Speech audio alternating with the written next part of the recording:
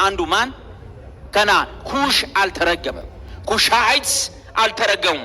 እንደውም በሰው ልጅ ስልጣኔ ውስጥ ቀደም ብለው ምድር ያስተዳድሩ የነበሩ ይገዙ የነበሩ ስልጣኔ ያመጡት የኩሽ ልጆች እንጂ የሴም ልጆች አይደሉም። የያፌት ልጆች አይደሉም።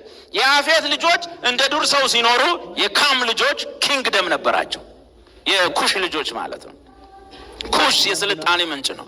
ኩሽ፣ ምጽራይም፣ ፉጥ እና ከነዓን ናቸው። ከዚህ ውስጥ የትኛው ነው የተረገመው? አቤት ከነዓን የተረገመ ይሁን። ኩሽም ናምሩድን ወለደ። የመጀመሪያ የሰው ልጅ ስልጣኔ የተጀመረው የት ነው? አቤት የት ነው የተጀመረው? የት ነው? ኤንሸንት ሂስትሪ የሰው ልጅ መጀመሪያ ስልጣኔ ጀመረ። የመጀመሪያው የሰው ስልጣኔ የት ነው የተጀመረው? የባቢሎን ምድር ሁለት ወንዞች የአሁኑ ኢራቅና ኢራን። በደም ስሙ ኩሽ የት እንደሚደርስ ኤፍራጥስና ጤግሮስ ወንዝ።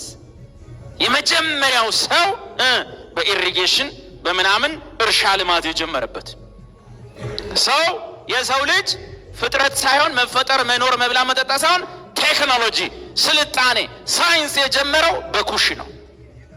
ኩሻይትስ ከዛ ይጀምራል። የት? ኩሽ ማንን ወለደ?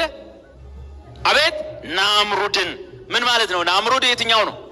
በዓለም ታሪክ የሰው ልጆችን መንግስት አቋቁሞ የፖለቲካ ስርዓት አቋቁሞ ሐሙራቢሎ ጽፎ ሰዎች በህገ መንግስት የተዳደሩበት የመጀመሪያው የሰው ልጅ ታሪክ። ንጉስ ነግሶ ህገ መንግስት ቀርጾ ሐሙራቢሎ ይባላል። የነሱ የባቢሎናን ህግ ነው፣ መስተዳደር ነው። እንዴት እንደምትተዳደር፣ መሬት እንዴት እንደሚተዳደር፣ ሰው እንዴት እንደሚተዳደር፣ ወንጀለኛ እንዴት እንደሚቀጣ የመጀመሪያው የሰው ታሪክና መንግስት የተመሰረተው በኩሽ ህዝብ ነው። ኩሽ አልተረገመም። የሰማችሁ ነው። የነጮች ወንጌልና የመጽሐፍ ቅዱስ ወንጌል ስለሚለያይ ኩሽ ናምሩድን ወለደ። እርሱም በምድር ላይ ኃያል መሆንን ጀመረ። የማን ልጅ? የኩሽ ልጅ ናምሩድ። የመጀመሪያው በዓለም ላይ አምባገነን መሪ፣ ስልጣኔን ያመጣ ምድር በእግዚአብሔር ፊት ኃያል ነበር። ናምሩድ የግዛቱ መጀመሪያ በሰናዖር ሀገር ባቢሎን፣ ኦሬክ፣ አርካድ፣ ካልኔ ናቸው።